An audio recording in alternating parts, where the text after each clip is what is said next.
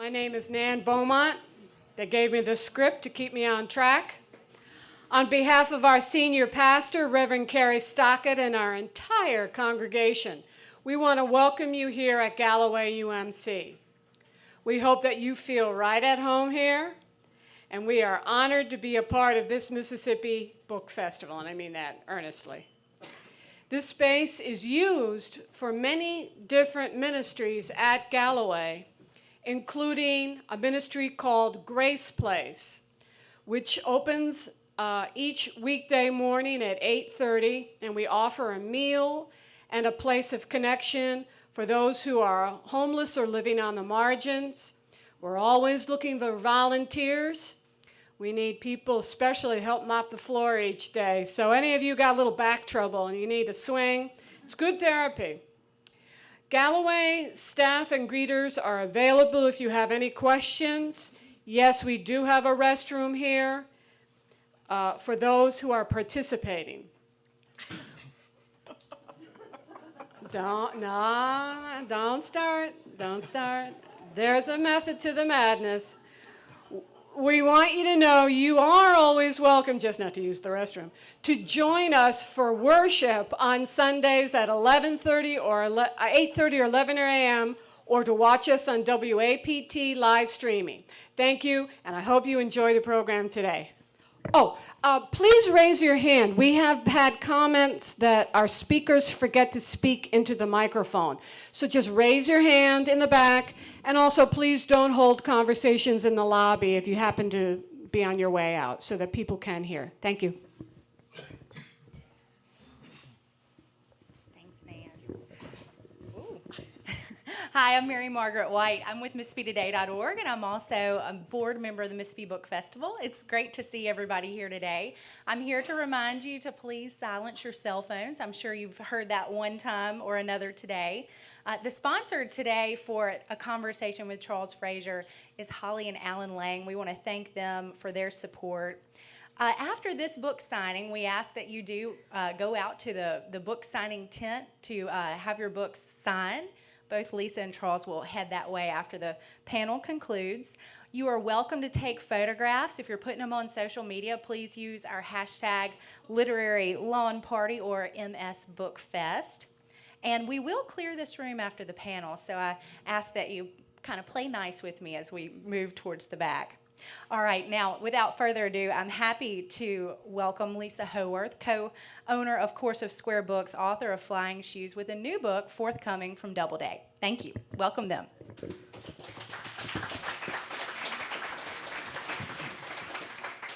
Is this good back there? You can hear it? Okay. Yeah. How about me? Can you hear that? No. All right. Let me adjust. How about that? Better? I'll talk louder. Louder's better? All right. Thanks for that introduction, Mary Margaret, and thanks to all of you again for coming. I know you could be in there with Carl Rove and John Meacham, but you're here instead with somebody who likes to write and talk about the tragedy of war rather than stirring them up. So I think you made the right decision. I also want to introduce, before I introduce Charles, who needs no introduction, his daughter, Annie Frazier Crandall. Where did she go to? She probably took a break. She's heard all this a million times. Anyway, she's along and is a big help, I know, to Charles, and certainly a big help to me in putting this all together. And I want to thank the Langes, who I don't know, also for getting everybody in here to do this. Let's see, what can I say about Charles that you don't know? Not very much. Charles, to me and to my husband, Richard, not loud enough? Y'all tricked me. You said it was. Is this better? Okay. I guess I just have to wrap my lips around it. Charles, to me and Richard, my husband, Charles is without doubt one of America's greatest historical novelists, and all of his books, I think, prove that, or a testament to that. Charles was born in Asheville, North Carolina, and grew up around Asheville in a couple of small towns that I'm not familiar with. But he's a mountain man, and even though he did graduate from Chapel Hill and got an MA from Appalachian State and a PhD in English at NC State, and he's published 4 novels. Varina is his 4th.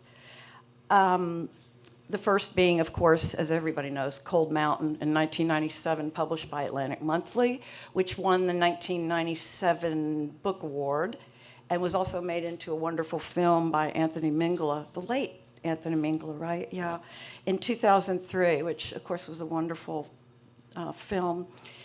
And 13 Moons in 2006 was about, also set in the mountains, and about the Cherokees and their struggle over 100 years, and ultimately their exile to Oklahoma on the Trail of Tears, their removal.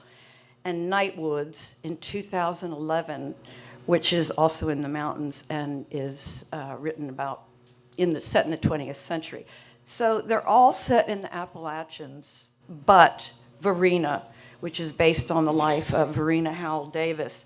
And I'm going to let Charles begin and just give us, if there's anybody in this room who's unfortunate enough not to have already read the book, let Charles give you a little skinny on what the book, who the book is about, and why he wrote it.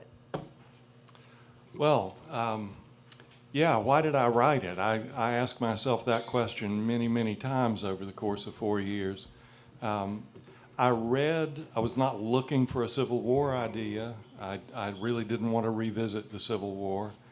And this book is not just Civil War. There's a lot of the book happens before and after.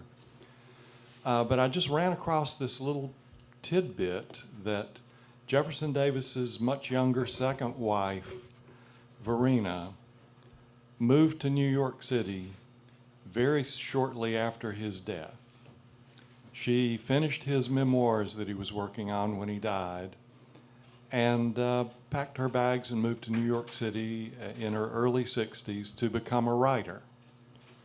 And I thought, well, that's a remarkable thing for anybody to do, for a woman to do, and for a 19th century woman to do. She lived the rest of her life in New York City.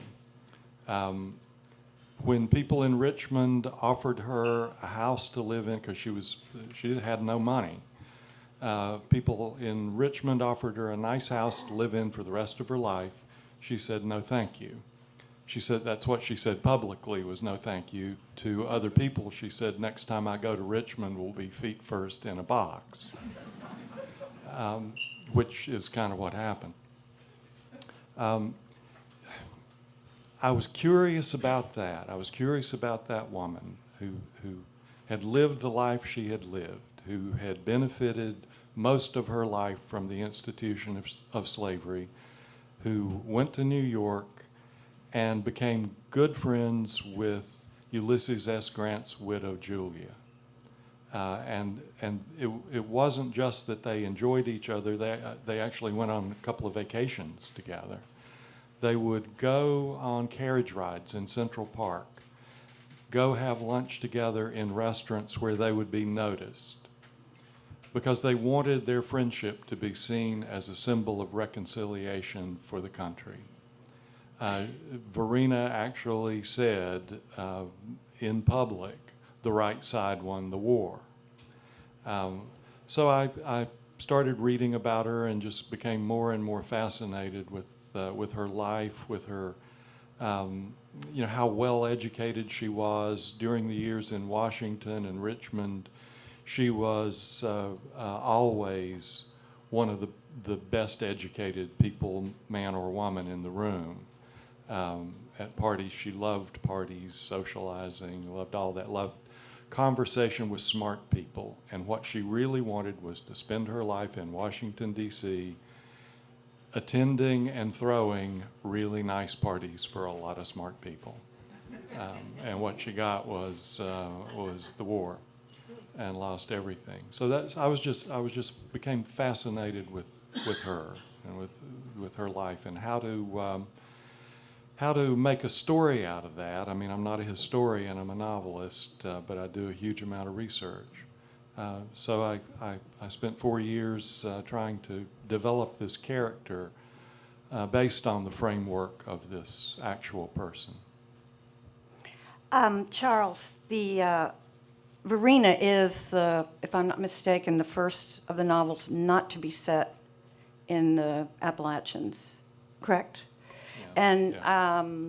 that to me is interesting that you had to focus on other areas of the South. And was that, and she was also the first time you've ever focused, Varina was also the first time you've ever focused on just a woman. Is that right? Well, As I a don't main know. character. I mean, Nightwoods, the main character, is a woman. I sort of see That's right. Luce in that book as the main character, and then Stubblefield and Bud, if you've read the book, I see them as sort of equal and a step below her, below Luce. And in a lot of ways, Ada in Cold Mountain, if you look at the definition of what is a main character, frequently that's defined as the character who changes. And in Cold Mountain, Ada is the character that changes. Inman is the same, start to finish. He doesn't change much. He's looking for a change in his life. But Ada is the one that is a different person in a fundamental way at the end of the book. I'm interested in always interested in women characters, and I think the algorithm for Netflix agrees with me, because one of the suggestion categories of suggestion I always get is movies featuring strong female characters. Yeah. We'll talk a little bit about if there were any challenges about working with another region of the South that you weren't so familiar with. And I'm also a little bit interested in what your resources were, what you did for your research on both places. Yeah, it is the first time that I've been totally out of the Southern Appalachians. Though some of the early publicity on this said Charles Frazier returns to the time and place of Cold Mountain, which I guess for Northerners maybe it's all the same down here, you know, like I could say, yeah, New Jersey and Maine, same place. But well, I had to refocus my, sort of my attention and my thoughts about description, and I wrote about places I've spent a lot of time in. For example, the Hampton Roads area, the Fortress Monroe scenes are there, and I've spent a lot of time there over the years, that kind of thing. But I kind of enjoyed thinking about those more South Carolina, Georgia places. I took to get started, I took a really long, slow drive, starting in Irwinville, Georgia, where Jefferson Davis and Varina were captured, and then just followed it all the way up to Richmond, thinking about what would they do, where would they camp. Let's say they camped at this spot, what would it be like? It's like movie location scouting. I'm looking for a place and thinking, okay, that big tree over there, I could have somebody do this. The less I have to make up entirely, the better for me. So there was that kind of physical research. There's also the library research, and really, at some point, I have to just say enough on that, because how many Jefferson Davis letters do you really need to read to feel like so I like to go places where the person I'm interested in was. Varina spent a good bit of time in London after the war, and I found the address of an apartment she had in the Marylebone section of London. and just spent some time just walking around Marylebone and just imagining her in that part of London that's still a little bit like its own little village. So all of those kinds of things. But the library research is foundational, but the other stuff is really more fun for me to do what I think of as the physical research, the being in a place. In a few ways, quite a few ways actually, Varina's story and your interpretation of it, they resonate today, surprisingly. And I understand that was something that surprised you. You didn't start off writing the book intending for it to have so much resonance in 2018. But there are two issues in particular that intrigue me, and one is the issue of Confederate monuments. And of course, you couldn't have predicted that all that would come up at the same time that your book was going to be coming out. And of course, here we are in Mississippi, still the only state to cling to the Confederate flag, which pretty much literally flies over us right now. And the issue, this is sort of the most surprising, the issue of drug use and abuse. That was such a surprise to me to read that about Varina and Mary Chestnut. Do you want to talk about those two things? Sticky questions. All right. Well, yeah, imagine writing this book over the past 4 years with the kinds of things that happened as I was working.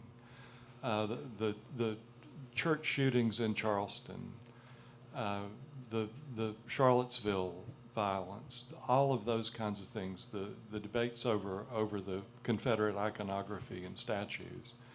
And every day there was something that made me think more, deeper, different about the material I was working on. With the monuments, I finally started thinking, even if you take away the really important issues of social justice and the legacy of slavery in this country and all of that, if you just put it in terms of manners, if you're doing something that is causing your neighbors pain, stop doing it. If that means putting those statues in a museum where the historical context can be clarified, then maybe that's the way to go on that, or to repurpose, recontextualize them in some cases. In Asheville, for example, we have in the center of town, if any of you know Asheville, the Vance Monument, Governor Vance, North Carolina governor during the Civil War. There's an obelisk there, and we're trying to figure out what to do with it. Because I think it's a little easier because it's not a statue of Vance. It's an obelisk, and so far I think it's leaning a little toward recontextualizing that monument. What was the second half of the question? Drugs. Drugs. Okay. Yeah. Well, if you're interested in the Civil War, and especially women in the Civil War, and haven't read Mary Chestnut's diaries, you got to read those. They are so incredibly delightful. She was completely open about her use of opiates in all forms. Somebody asked her one time, when do you take them? And she said, well, just when I need them. I mean, headache, feeling a little sad. Kind of helps reading novels. She was just totally open about it. Varina's a little different. I mean, there's plenty of evidence I mean, because doctors started prescribing, not really prescribing because you could buy it anywhere, recommending opiates to young women at about age 13 and from then on until they died as a cure for everything that ailed them. You know, wives who were high-strung, like Varina, high-strung, you know, that often recommended, yeah, a little bit of morphine will take the edge right off of that. Mary Chestnut said one time, that I use it in the book, that she had sent her housemaid to the doctor to pick up her morphine, and the dosage got a little scrambled around. The doctor had intended it to be a week's worth. You know, dissolve this in a glass of red wine and take. Well, so Mary dissolved the entire packet. And she said she woke up 3 days later feeling much refreshed. So it was readily available, widely recommended by doctors, especially to women. And it came to me to feel like a kind of control device for inconvenient personalities, inconvenient behavior.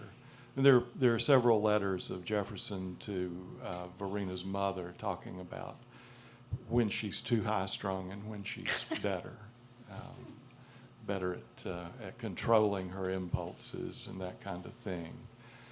So that's one of those things that in doing the research, I became very interested in, that whole history of women and opiates in the 19th century. Charles, you already talked about Julia, her friendship with Julia Grant, and of course she was friends with Mary Chestnut, but to what degree do you think they were friends? I mean, were they swapping recipes, or how close were they, and what was their bond? Well, I think with Julia Grant, the bond was at least started as just being the widows of two really famous figures in the Civil War on opposite sides, and somebody had said to her at some point that seems like a very unlikely friendship, and she said, we have a lot in common, which I'm sure they did. With Mary Chestnut, they knew each other when they were teenagers in Washington, because both their husbands were considerably older and elected to the House of Representatives. And they were staying in the same boarding house in Washington. They were both 17, 18, hanging out in Washington during the congressional session, and apparently really, really didn't like each other. And I think somebody described their conversation aimed at each other over the dinner table as, you know, crossfire kind of thing.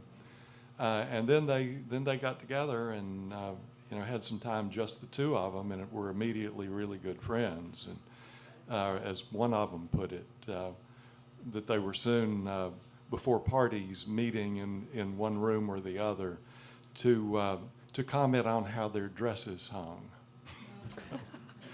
So they were real pals in Richmond during the war.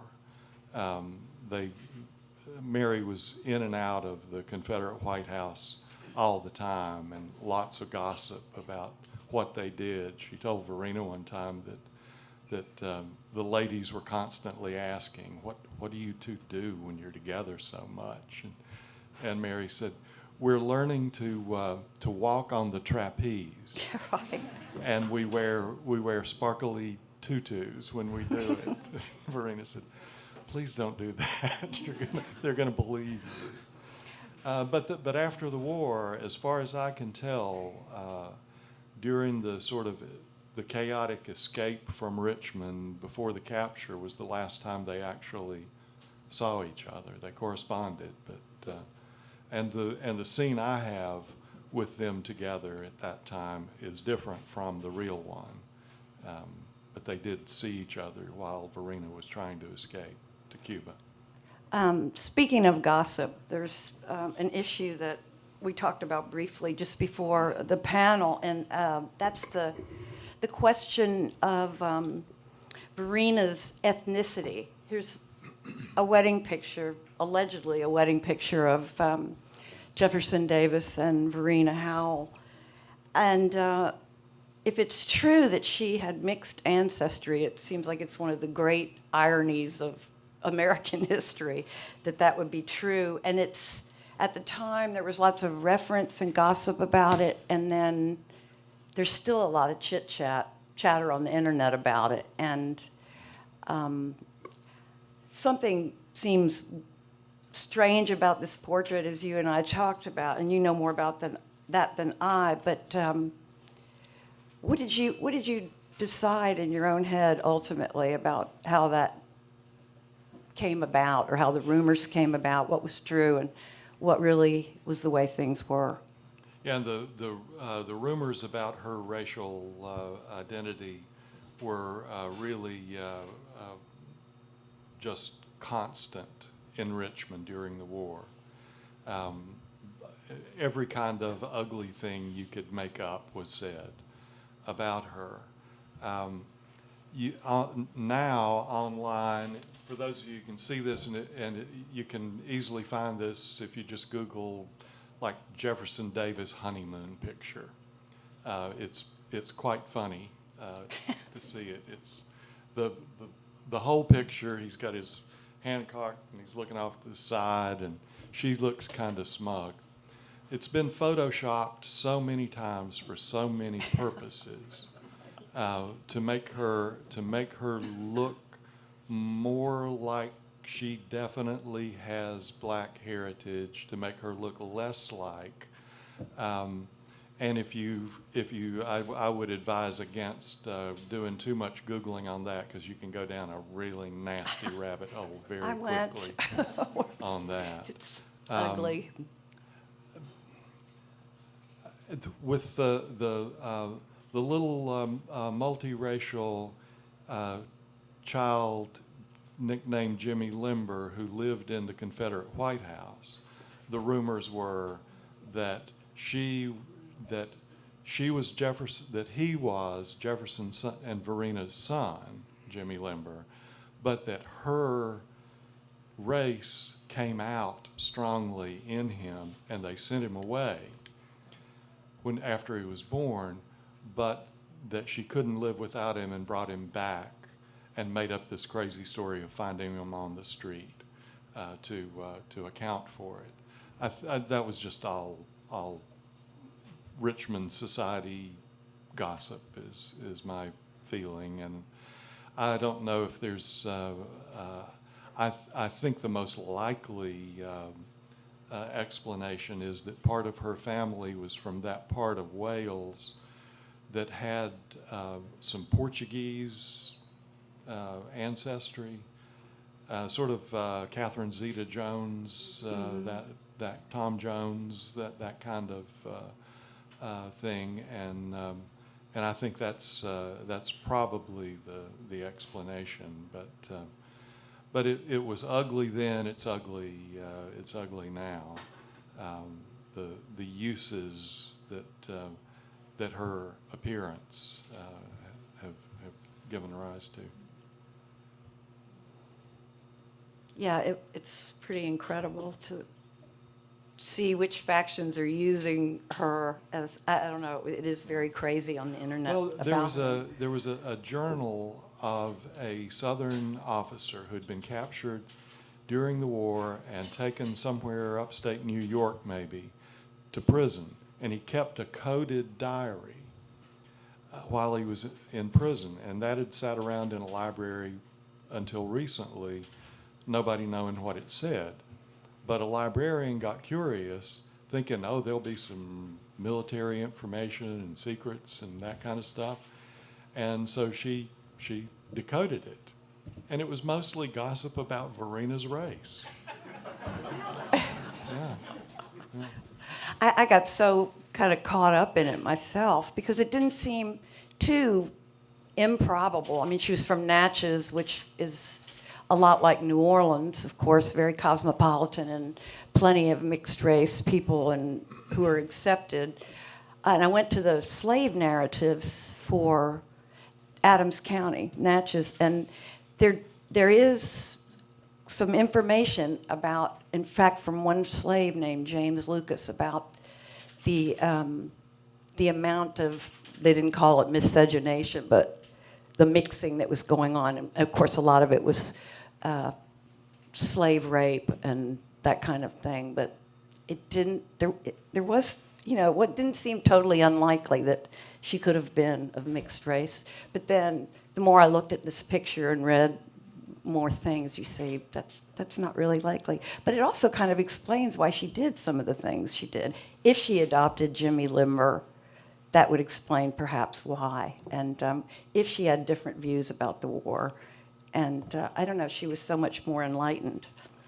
Anyway, it was an interesting aspect of the book, of her history. Also, Google Jimmy Limber. There's a good picture of him.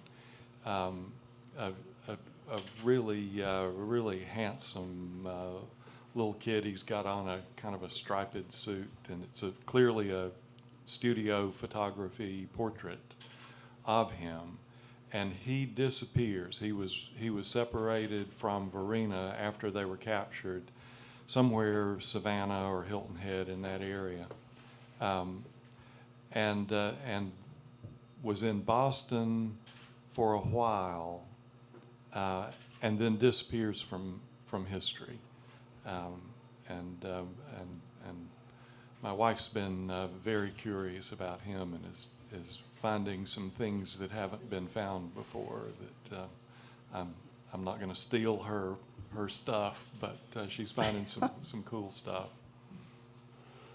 There's a lot of cool stuff when it comes to Varina Howell. It's just endlessly amazing. I have one last question, and then we'll move on to the questions that y'all might have. Southern writers are often asked why so much great writing comes out of the South, that old dead horse that gets dragged across the road. And to me, it's like the South is like other places with great literary traditions.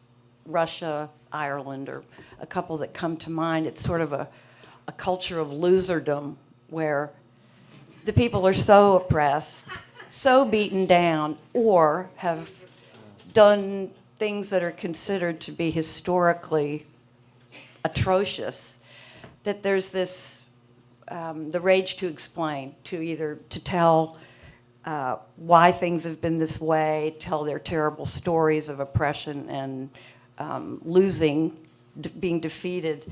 And I just wondered, do you see yourself or this novel as not an apology for the South exactly, but an attempt to explain the complexity of the South and the Civil War, and that not all people in the region felt the same way, which is often what... And Inman was a good example of a character who didn't have a stereotypical view of himself as a rebel. Well, I mean, the complexity of it is something that I was trying to if not explain, at least give examples of that issues of race and slavery have never been monolithic in the South. Sometimes that's something that escapes people outside of the South, and it was the same way then. One side of my family, 4 brothers, they did not own slaves. They didn't have. They had little family farms. They went off and fought in that war, and part of why I wrote Cold Mountain was to try to understand why people who did not have a stake in that war volunteered. On the other side of my family, a guy was absolutely against the war, against the cause of the war. He went off in the mountains and hid, and he would come into town and resupply. and was shot dead on the main street of this little town in upstate South Carolina, coming in to buy a flower or something. It's a complicated and often extremely ugly story, but my feeling has always been that forgetting is not the way to prevent it from happening again in the future.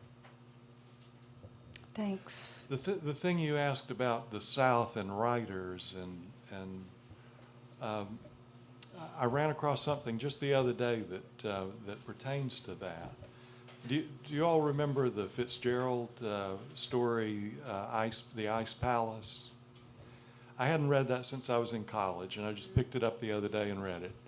And it's about this girl from Georgia who doesn't want to marry a Southern guy. She said they're not ambitious, they're not moving forward, we're all just stuck in the past. We're just, that's all, they're never going to make anything of themselves. They're just going to live in this thoughts of the past. So she finds this guy in somewhere in the upper Midwest, like Minneapolis or somewhere, and goes up there, and he tells her that he doesn't like the South at all, and he says, up here we think forward. We don't know anything about our families past a grandparent, maybe. And I thought, that's still true. And he said, y'all can go back 5 generations remembering who great-great-great-granddaddy so-and-so was. And I think there is something in that cultural tendency to remember the past, to want to be connected to those ancestors. Do you want to read a little bit, or have a few questions first and then read, or? I'll give you just a little taste of this. This is right at the end, and it's Jimmy Limber. The book starts with James Blake, the grown-up Jimmy Limber, showing up at a resort hotel in Saratoga Springs, New York, to ask Varina Davis, am I the little boy in this book I have that says there was a little boy who lived in the Confederate White House? He said, I've got memories that this would explain. And so that starts a series of Sundays when he comes up from Albany to Saratoga Springs and visits, and she tells her story to him. And this is at the end when he's thinking about what they've talked about for 7 weeks.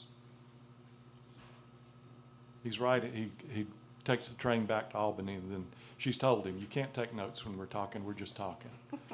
Memory's what you've got, faulty as it can be. So he's writing down on the way back to Albany. Especially since I found the Blue Book, I've come to see Mr. Davis and his beliefs this way. He did as most politicians do, except more so.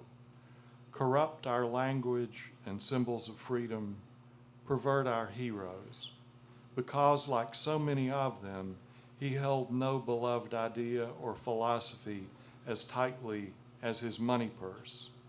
Take a king or a president or anybody, put a heavy sack of gold in one hand and a feather-light declaration about freedom in the other, and then an outlaw sticks a pistol in his face and says, give me one or the other.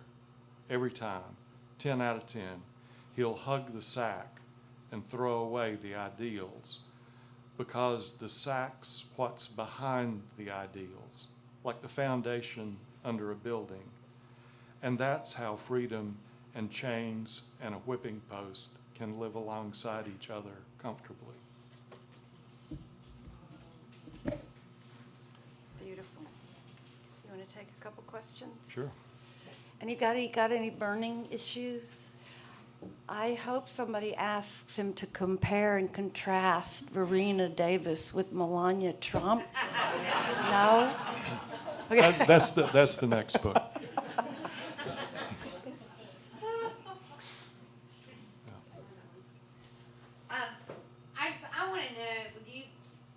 obviously I'm a fan of yours, but in terms of historical fiction, the genre in general, there's a fine line between honoring your research and becoming very inventive. How do you see how, I mean, I don't, because it's a hair's breadth of fantasy, maybe on the one hand, I mean, your creative process, and yet honoring the history that you've researched. I'm not sure that's a question. Y'all need me to summarize the question back in the back? Yeah, the question has to do with history and fiction and writing a story and sort of where you deviate and that kind of thing. Is that fair enough? And you write a lot about, you talk about memory a lot, and that's almost metaphorical for, like Varina says, memory is unreliable, so history is unreliable. Yeah. But how much fiction do you add to the history to make a great story? Well, I try to always let fiction drive the car. I get a framework. I want the world of the book to be as accurate and detailed as I can make it. Like in this book, the balance of there were so many things written about Varina in the 20th century that want to describe her as a very dutiful wife and mother. And I read a lot of stuff about her that didn't make me think about a dutiful wife and mother. She was that, but she wasn't just that by any means. And so I took that other side of her and emphasized that more than previous biographies had done. I want to tell the story, within the realm of things that could have happened, maybe not. I don't like the kinds of historical fiction that it's kind of like it's exactly what happened, except they tell you what the people are wearing and maybe make up some conversations. That's not what I'm interested in doing. So I leave myself a lot of room. I was doing a thing at the Smithsonian years ago about historical fiction. And in the question answer period, a woman stood up and said, "My husband says he can point to the exact spot in Cold Mountain where you start making things up." And I said, "Well, okay, let me tell you where I started making things up, and we'll compare that to which page he has picked out." And I said, "Page 1. Thank you. Your pick. Back there. Well, let's go back there toward the back first. I'm interested in how you connected as a writer with her as a writer, what she wrote about, and that really resonates with me. That she was a writer in a time when women were not allowed that. Yeah, how did I connect with Varina as a writer? When she finished up his memoirs, she kind of slapped it together, to tell you the truth. But there are some beautiful passages where she's describing her house and the house she grew up in Natchez. It's still there. Beautiful descriptive writing, and she witty letters and that kind of thing. The writing she got paid for. One of the things she did that I loved was a gossip column. Not a gossip column, an advice manners column, etiquette column. And there are some of those are still around. A lot of them have disappeared over time, but my favorite was this was real. I made up a couple for her, but this one was real. Some young woman wrote in saying that this young man who had taken an interest in her had asked for a lock of her hair, and she responded, "That is too disgusting for comment."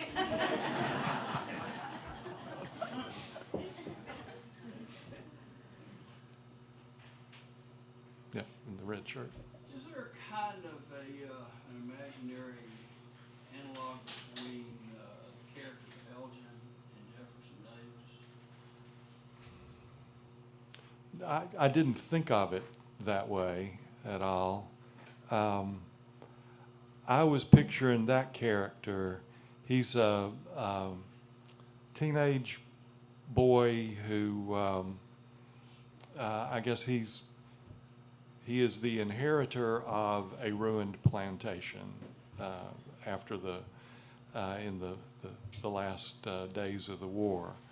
And he didn't go off to fight. He was one of those, had a lot of strong opinions and wasn't going to put himself in a position of danger. Yeah, I was just with that character. I was just thinking of this greasy little testosterone-addled hypocrite, and was trying to create a pretty disgusting character. The aristocrat thing is what I was Yeah, responding to. yeah. Well, yeah. He didn't have. I mean, Jefferson Davis was early in his life a genuine United States Army war hero. So this kid would never have been in that kind of position. He would always have been running the other direction on that. Okay, thank you. All right, some more. We've got a few minutes. Yeah. You talked about going to the places that you wanted to have a feel for, and Yeah.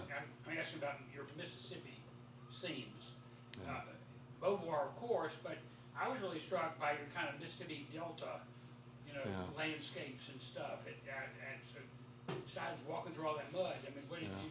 How did the tree stumps and it just? I really was taken back.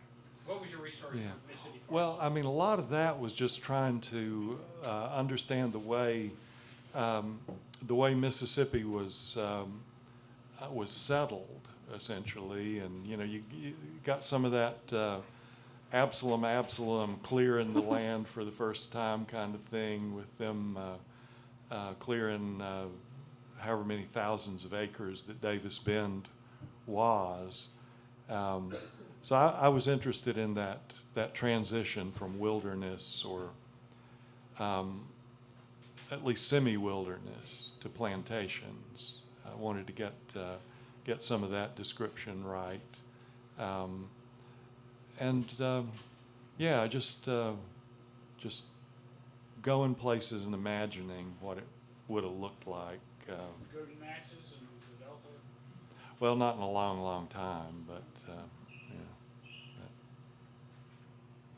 yeah. One thing, there's so much doubt on the part of Varina about the war, or skepticism maybe about the war itself and the causes of the war. And did you frequently think, as I often do, what the hell were they thinking going into that war? And because she's very matter of fact and seemed to know from the get-go that it was not going to work. Yeah. Well, she was known, she didn't claim it, but her friends did, that she had prophetic dreams.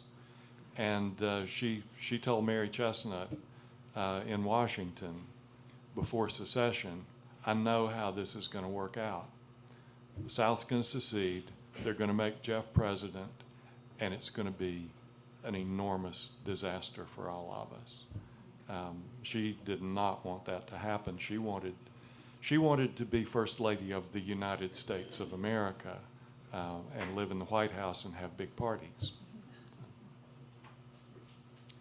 I wanted to ask you about your process of writing. You're a very readable author, and I just wonder if maybe you do like you Orwell, can you pin it all together, cut it out, and then pin it together, or do you use a computer? I use a computer. I was never able to. I tried to learn back in the days of typewriters. Tried to learn how to compose at the typewriter. I could never do it. I'd have to write longhand and then type it. With a computer, it feels much more like working by hand to me. It always, from the first time I got a computer with WordStar, I guess it was, if any of you remember that, it just felt more like handwriting and fluid. Just a side note, since you mentioned Eudora Welty, were any of you at the thing I did at the Welty House in the spring? It was one of the most enjoyable, loveliest book events I've ever done. To stand on Eudora Welty's porch and talk to people sitting in chairs on the lawn. Want to do one more? Way back there. When they make a movie about the Jefferson Davis, who will play Varina? Who'll play Varina? Right now, the first actress that would come to my mind is the actor who did the audiobook, Molly Parker, who looks a little like Varina and can play smart women as well as anybody in the business right now. She is one of those actors that when it's time to stop and think about something, when the character is stopping and think about something, you believe it. It's hard to act smart if you're not smart. For Molly Parker was in House of Cards, Deadwood. She's in Deadwood. She's beautiful dark hair and all just very sharp, very sharp. And she did if you like audiobooks, listen to what she did with it. One more. I just really wanted to know, was it a joke, or did you really want to contrast the two ladies? Me? Oh, no, that was a joke. I mean, there's plenty of contrast. There's no comparison. Okay. It was purely a joke.